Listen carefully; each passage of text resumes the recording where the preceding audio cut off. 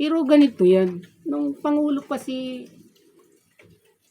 Duterte, at ito nga gusto kong idagdag na alam ko na hindi pa ito natatalakay ng ibang vlogger. Sa akin nyo lang to unang maririnig.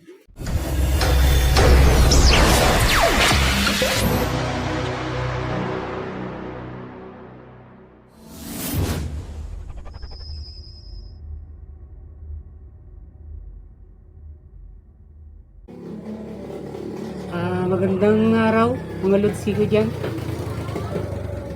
At siyempre, saan mang lugar na nakakaabot itong munti kong channel, makatang tambay. God bless sa ating lahat. Magandang araw sa inyong lahat. Late na nga itong reaction video ko tungkol dun sa pag-dismiss ng reklamong isinampa ni Congresswoman Franz Castro, yung reklamong grip trip na ginawa sa kanya umano ni Pangulong Duterte. Diba nagugat ito dun sa programa niyang Gikan sa Masa. Tapos yun doon, napanood ko rin nga ito na dahil nga nagalit siya doon nung tanggalan ng CIF o confidential fund si Sara ng mga congressman. Yun, na-discuss nga ito. Bagay na ito. At doon ito nag-ugat. At sabi ng mga ibang vlogger nga, nagdiriwang yung mga DDS. Yung mga diehard Duterte supporters. Kapag ka-dismiss na yun ang kaso ni Franz Castro. Pero sabi din naman ng mga anti-Duterte, wala talagang hindi umiiral talaga ang hustisya sa ating bansa. Yun, nakakatawa. Pero nung si Maria Risa palayain, yung sa Rappler, wala naman silang sinabi na hindi umiiral yung hustisya sa ating bansa. Nung pinalaya si Dilima, wala rin silang sinasabi. Pero nung pawalang sala yung reklamo ni Franz Castro laban sa dating Pangulo, biglang nawala ang hustisya sa ating bansa. Parang unfair. Pag hindi pumapabor sa kanila, walang hustisya. Pero pag yung pumapabor sa kanila, tahimik lang sila. At hindi naman na bago tong mga sasabihin ko dahil medyo late na nga tong reaction video ko nito. Pero meron lang din akong mahalagang bagay na gustong idagdag dito. Na alam ko dahil madalas ako manood, hindi natatalakay pa ng mga vloggers na mga DDS. Itong karagdagang gusto kong talakayin. Sabi nga nung mga anti-Duterte, yan mas kailangan ng ICC. Dahil kung dito sa ating bansa, kung kakasuhan mo yan, ang dating Pangulo, kahit wala nang immunity, dahil wala na nga siya sa kapangyarihan, wala ding mangyayari. Ganyan lang din ang matutulad lang din yan sa reklamo ni Franz Castro na madidismiss, sabi nila. Kaya kailangan ng ICC dito. Ito yung tinutukoy ng mga kaso niya, mga extrajudicial killing ba.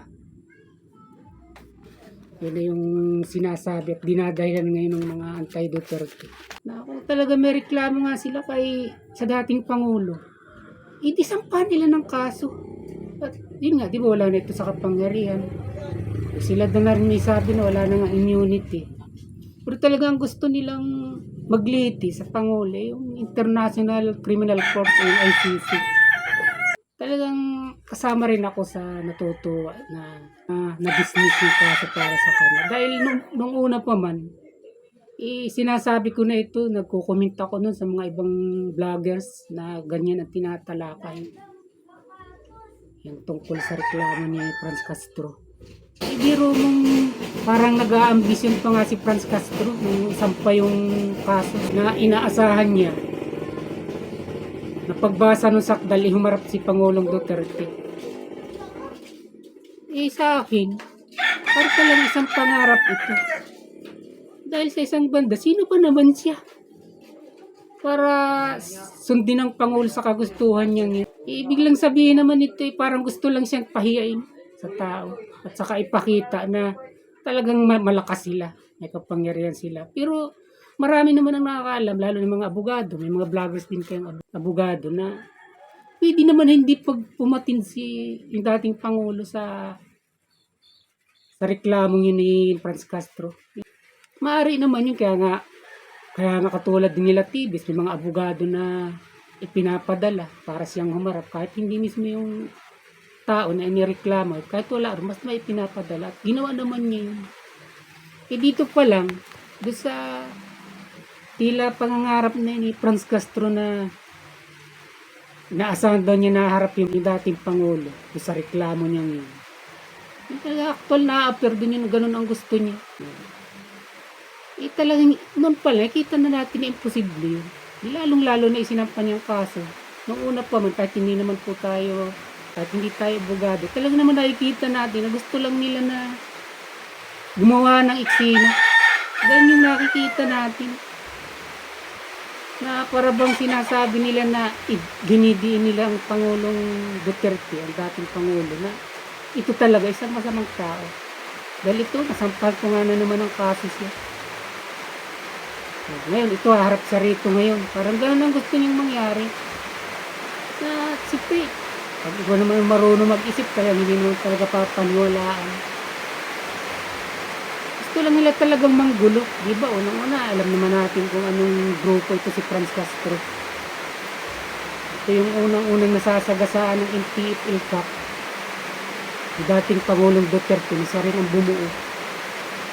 Yan, diba? Yung talaga pinag-uugatan niya.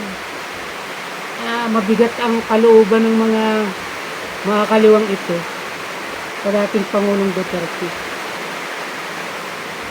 At ganun nga nangyari, di ba? Yung una, palagay ko lang, opinion ko lang. Nagkatotoo naman. Wala pa nga doon sa tinatawag na preliminary investigation. Sinasura na kaagad. Siyempre ganyan naman ang kaso, di ba? Bago maging isang ganap na kaso, sampa muna ng reklamo. Tapos, pag sinapo mo sa prosecutor, titingnan niya. Kung may probable cause, yun, saka pa lang yung gagawin talagang isang ganap na kaso. Yun, magbababa na siya ng warrant of arrest. Doon pa lang, sa pagbasa pa lang niya, wala naman nakakita probable cause. Kaya na-dismiss nga yan. Kahit nga, sinabi ko nga, kahit naman hindi tayo abogado, wala naman talaga doon direktahan na sabi nung pagbabanta na akala mo talaga gagawin sa isang tao. Nagkikito siya tungkol sa kanyang anak na. Yun doon nag-umpisa yun. At ang gusto ko lang idagdag dito, isang maliwanag na opinion ito na galing lang mismo sa akin. Sa tingin ko, itong gusto nilang isang pang umano'y war on drugs ng Pangulong Duterte sa ICC. Matutulad din ito sa sinampang ito ni Castro. Bakit kamo? Dahil siyempre, baka naman sabihin nyo, kaya nga international court nang maglilitis dyan. Hindi naman dito sa Pilipinas. O diba? Siguro siyempre maiisip nila na wala na siyang influensya doon pag international court nang maglilitis sa kanya. Pero ganito yan. Nung Pangulo pa si Duterte, at ito nga gusto kong idagdag na alam ko na hindi pa ito natatalakay ng ibang vlogger. Sa akin nyo lang to unang maririnig. Nung Pangulo pa si Duterte, sinabi na niya ito, na itong ICC, sa paggigiit na mag-imbestiga sa atin, o pangingialam sa ating justice system, talaga namang walang mararating. Bakit kamo? Dahil nga abogado siya, una umalis na nga tayo sa ICC, di ba? Sa ating pagpamimbro sa kanila. At pangalawa, na sinabi niya na napakahalaga, pero hindi na binibigyan pa ng mga ibang abogado na katulad niya. Yung naging sistema, kung paano tayo di umano nagpamimbro sa ICC. Na para bang sinasabi niya na kulang yung proseso nung tayo mag-apply na maging membro ng ICC. Hindi pa siya ng Pangulo. At bilang abogado, naniniwala din ako sa kanya na totoo talaga yun. Na gayon man, hindi naman ito masyadong binibigyan pansin ng maraming abogado. Nasabi niya noon na kasama sa requirements ng isang bansa kung magpapamembro sa ICC, kailangan bago mo dalhin ang ating membership doon o yung mga kakulang papel o dokumento, kailangan ipapublish muna dito sa ating bansa yan. At ito yung sinasabi niya nung Pangulo pa lang siya. Yun ang kulang na hindi ginawa ng mga abogadong nagpamembro ng ating bansa sa ICC. Na para ba ang nangyari? Para nag-shortcut sila. Para nagmamadali sila. Sinabi niya ito nung siya Pangulo pa. Dito sa gikan sa masa, nasabi niya rin ulit ito. Wala lang akong direktahang maging kopya na maipakita sa inyo. O kung may mga katulad ko na mahilig makinig sa kanya, matatandaan itong sinabi kong ito na kanya itong ipinahayag at pinapaniwalaan ko. Dahil kung ito'y hindi tama, marami abogado ang tumutol dito. Wala naman. Wala. Kahit isa walang tumutol na mali yung kanyang sinasabi na yan. Ngayon, ang ibig kong sabihin, matutulad yun sa isinampa ni Castro na kumbaga mababaliw o madidismiss. Kasi, ang bawat sistema, pag sa justice na pag-uusapan, may mga proseso yan. Step by step, sabi nga. Kapag kulang ka riyan, kahit isa, ang isang hinahabol mo, o ang isang demanda mo, o ang isang kaso mo, ay mawawalan lang ng saysay. Kung naging kulang yung proseso mo, sa umpisa pa lamang. O tama, isang halimbawa nito, ang isang nagkasala, pag basta mo lang inaresto, o tas kinasuhan mo na siya, siyempre inaresto mo na siya, kakasuhan mo na siya, sa tingin mo talagang may lilabag siya. Kung sasampa na siya ng kaso, o kaya nasampahan, tapos nalaman sa huli, na ito palang taong ito, hindi mo nabasahan ang kanyang karapatan, ito dito pakawalan at mawalan ng saysay lahat ng mga demanda mo, lahat ng ikinaso mo sa kanya, at papalayain ito. Ano yung sinasabi ko? Yung Miranda rights. Pag hindi mo ito ginawa sa isang inaresto mo, at papakawalan ito pag tinanong na hindi mo ito ginawa sa kanya. Itong still remain silence ba?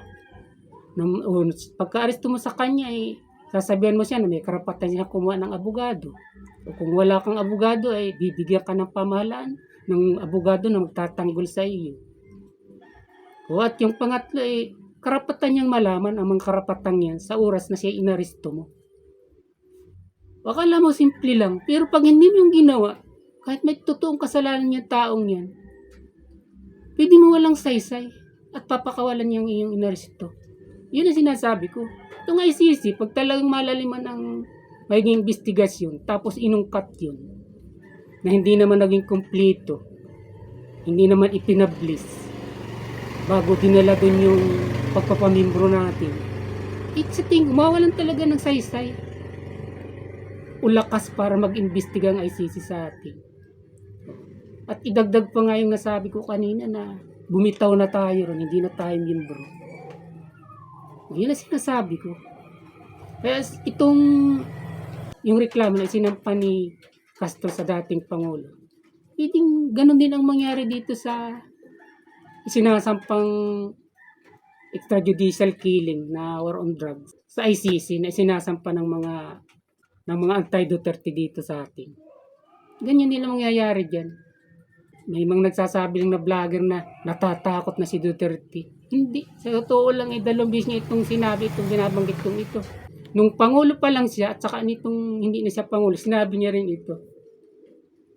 Naniniwala ako na totoo yun. Dahil kung hindi yan totoo, sana kinontra na yan ang mga abogado, lalo na yung mga abogado na naghatid ng ating pagiging membro ng ICC.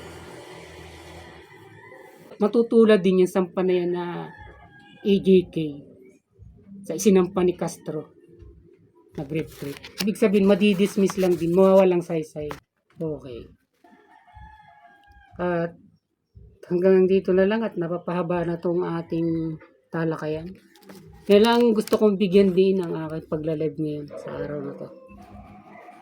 Ano na tayo ngayon? January 15, 2024.